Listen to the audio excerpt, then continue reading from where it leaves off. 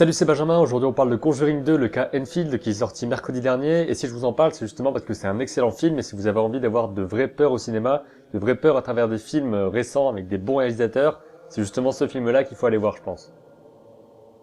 J'ai pas vu tous les films de James Wan, mais en tout cas, j'ai vu Saw, j'ai vu Insidious 1, Insidious 2 qui m'a moins plu, j'ai vu Conjuring qui m'a beaucoup marqué, je vous expliquerai un petit peu après pourquoi. Et j'ai pas vu ses tout premiers films, ni Fast and Furious 7, que je regarderai certainement un jour pour voir ce qu'il a fait d'autre dans sa filmographie. James Wan, c'est le réalisateur le plus doué de sa génération, je pense, en termes de cinéma d'horreur, en termes de cinéma d'angoisse, en termes d'idées de mise en scène et de toutes ces choses-là qui vont vous faire peur, qui vont vous faire vraiment flipper, vous faire un effet vraiment très très dérangeant pendant tout un film, et qui va faire ça avec une telle dextérité que c'en est assez incroyable, et c'est surtout aussi très inspirant. Bon, c'est très flippant sur le coup, mais après quand on analyse un peu et qu'on essaie de comprendre comment il fait pour raconter cette histoire de cette façon, ça devient très inspirant pour nos propres mises en scène et pour nos propres histoires. Dans Conjuring 2, on suit une nouvelle fois Ed et Lorraine Warren, qui sont les fameux enquêteurs du paranormal qui ont réellement existé, qui existent réellement, et qui ont enquêté sur différentes affaires, comme par exemple Amityville, apparemment aussi dans la réalité ils ont fait Amityville, et ils ont fait également le cas Enfield. Enfield, c'est en Angleterre, et c'est le cas d'une famille avec une petite fille qui semblerait être possédée par quelque chose en rapport avec cette maison. Au départ, le film est censé être pris d'une histoire vraie, d'ailleurs à la fin vous avez quelques extraits, quelques photos, quelques enregistrements de la vraie histoire, mais il y a pas mal de choses troublantes par rapport à ça, des choses qui semblent assez extraordinaires et d'autres choses qui semblent dire que ce serait un canular, comme par exemple la voix qui serait truquée, ce serait la fille qui le fait. Il y a pas mal de vidéos qui circulent qui sont soit flippantes, soit qui nous font dire que c'est un canular total par rapport au montage et comment c'est foutu. Alors on en arrive au film, c'est un film excellent au niveau de sa mise en scène, au niveau de son design sonore, au niveau de la manière dont il amène ces choses effrayantes. Et je vais vous expliquer un petit peu pourquoi. D'abord, il y a plusieurs scènes qui m'ont beaucoup marqué. D'abord, celle où l'un des personnages discute avec un autre personnage, et il y a ce personnage-là, ici, en avant-plan, et à l'arrière-plan, tout est flou. Et à ce moment-là, il y a des choses qui vont se passer, des choses assez subtiles, qui vont se passer en arrière-plan, en étant tout le temps flou, et en laissant toujours cette atmosphère de mystère, et ce côté très angoissant de ne pas savoir si on va voir quelque chose d'effrayant, ou si on va juste l'imaginer. Et c'est ça justement qui fait toute la saveur du cinéma de James Wan, c'est qu'il sait exactement jouer avec nos attentes, savoir à quel moment présenter la chose effrayante, à quel moment laisser planer le doute, à quel moment simplement nous berner, nous laisser croire qu'il va se passer quelque chose alors que non, ou alors de nous faire croire que c'est fini, on n'a plus rien à craindre et qu'à ce moment-là, il arrive encore quelque chose. Donc ça s'arrête jamais, on est toujours en train de chercher un indice quelque part, les plans sont souvent faits de sorte qu'on puisse toujours avoir une zone d'ombre, une zone de flou quelque part, et à chaque fois on se dit, si ça se trouve, à l'arrière-plan, il y a un truc qui se passe, et je le remarque pas, mais je sais que si je jette un coup d'œil et que je vois un truc bouger,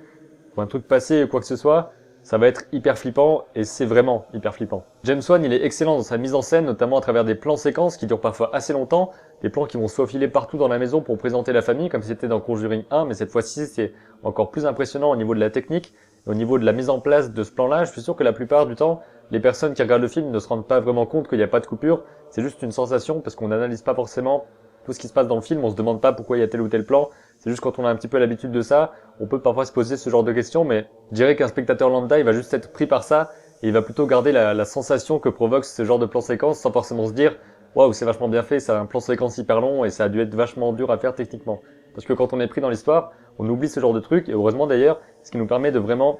savourer cette peur, et d'ailleurs, il y a des choses qui font sursauter dans le film, parce que j'ai vu certains dans la salle qui étaient en train de sauter parfois presque, parce que ça arrivait vraiment d'un coup, un truc hyper effrayant, mais pas seulement qui arrive comme ça sans prévenir, plutôt qui est le point culminant d'une scène qui était déjà très effrayante au départ. Donc c'est en ça que c'est très efficace, c'est parce que c'est pas tout calme et d'un coup, bam, tout calme et bam. C'est plutôt une tension qui va augmenter et qui parfois va exploser en un truc vraiment terrifiant et qui parfois va juste s'arrêter et nous laisser sur cet état-là. C'est vraiment hyper efficace, c'est très stressant, et je ressens pas souvent autant de frissons et autant de crispation que devant les films d'horreur de James Wan. Et par rapport à tout ce qui est jumpscare, sursaut, je sais pas, au départ, ça me faisait vraiment sursauter les choses comme ça, et après au fil des années, j'ai l'impression que j'ai perdu ce truc-là, donc quand il y a un truc qui fait sursauter, je ne fais pas comme ça, je suis plutôt pris d'un frisson d'un coup, et je reste figé, comme quand je vois un truc effrayant en fait. Je pense pas que je serais du genre à partir en courant s'il y avait un truc, je pense que je serais plutôt à être figé comme ça, et à être comme si j'ai peur et que je suis dans mon lit, quoi. Je vais plutôt ne pas bouger en me disant si je bouge pas, il va pas me capter. Sauf que les esprits, c'est pas des tyrannosaures, quoi. Donc c'est pas guidé forcément par le mouvement, tout ça. Le traitement du son et de la musique dans le film est vraiment très efficace, comme dans Conjuring, comme dans Insidious, qui est un film précédent de James Wan. Et c'est vraiment hyper intéressant au niveau du design sonore parce que je m'intéresse beaucoup à ça. Si vous avez regardé un petit peu ce que j'ai fait, je vous ai parlé aussi d'un petit peu de son dans un petit court-métrage que j'ai fait qui s'appelle Le Messager. Et à travers ce son, j'aime vraiment participer à créer une atmosphère et faire en sorte que ça complète le visuel et que ce soit pas simplement un accessoire. Donc ici, c'est typiquement le cas où des sons vont vous faire extrêmement peur et vont vous terrifier. Rien que le son d'un camion de pompiers d'enfants, une petite musique, il y a des choses, maintenant on sait que c'est flippant, les rires d'enfants, les enfants en général, et tout ce qui a un rapport avec la religion. D'une manière générale, dans tous les trucs où il y a des démons, etc., qui ont un rapport avec le christianisme ou pas, il y a souvent des chants religieux ou des choses de ce genre-là. Et un chant religieux comme ça, alors qu'il y a du silence au départ, dans une maison où il y a personne à part le personnage, ça devient très très flippant. Et ce que j'aime bien avec ce genre de design sonore, c'est le fait de suggérer les choses. Je vous en avais déjà parlé dans la vidéo sur comment raconter des histoires qui font peur. C'est vraiment à travers ça que vous allez pouvoir suggérer le plus de choses et que vous allez pouvoir faire imaginer des choses terrifiantes au lieu de les montrer directement. Parce qu'il y a des choses qui sont montrées directement, d'ailleurs je vais y revenir sans vous spoiler, vous inquiétez pas. Il y a des choses qui sont montrées directement, mais la plupart du temps il y a vraiment en prémisse des choses extrêmement dérangeantes en termes de son, en termes de pénombre, de flou, etc., etc. Et comme pour le premier film, j'ai préféré la première partie à la deuxième, parce que dans la première partie, c'est vraiment les phénomènes qui sont, on va dire, plus sobres et plus subtils, des choses qui se déplacent, des choses subtiles qui apparaissent en arrière-plan, des choses un petit peu qu'on voit pas forcément, mais qui font très peur lorsqu'on les remarque, ou alors des petites choses comme des portes qui s'ouvrent, des objets qui se déplacent, etc. Et c'est là que ça me fait le plus peur, parce que je me dis, bon, j'ai un esprit rationnel et tout, mais je me dis que ce genre de truc, ça peut arriver chez n'importe qui, on peut entendre un bruit, etc. On peut imaginer des trucs, même si c'est une raison tout à fait rationnelle, une chaise qui bouge parce qu'il y a un coup de vent, j'en sais rien. Mais ces bruits-là, on peut les entendre chez nous et ça peut décupler notre peur chez nous. Alors que quand on voit, je sais pas,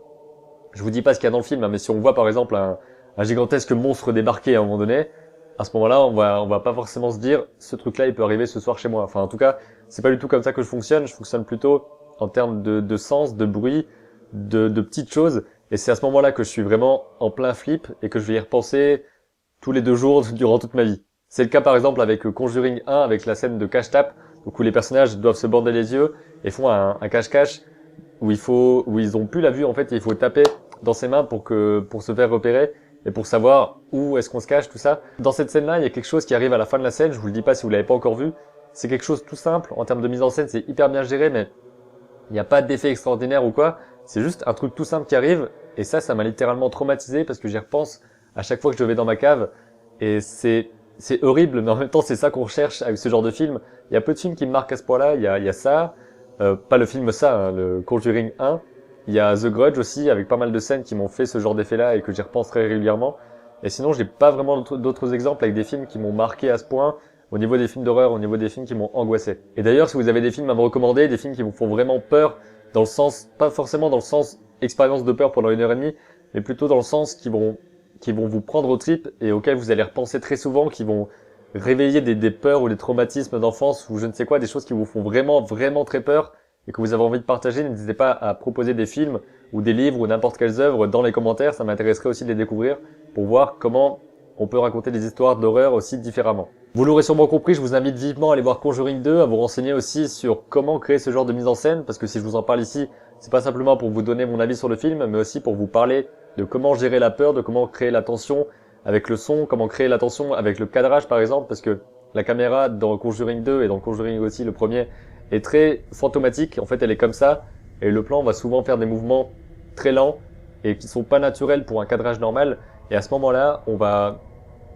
avoir cette sensation de flottement, cette sensation de déplacement comme ça, un petit peu en flottant, et ça va grandement contribuer au fait que ce soit une mise en scène assez dérangeante et qui soit aussi percutante et qui marche aussi bien dans l'histoire qu'il veut raconter. Allez voir Conjuring 2 si c'est pas encore vu, n'hésitez pas à regarder Conjuring le premier aussi avant ou après, peu importe, il n'y a pas vraiment de choses qui reviennent du premier, il y a quelques trucs mais vous pourrez comprendre très facilement sans ça parce que ce sont des histoires différentes, il y a juste les Warren qui reviennent à chaque film. On se retrouve demain 7h pour la prochaine vidéo et d'ici là n'oubliez pas, Coller des images effrayantes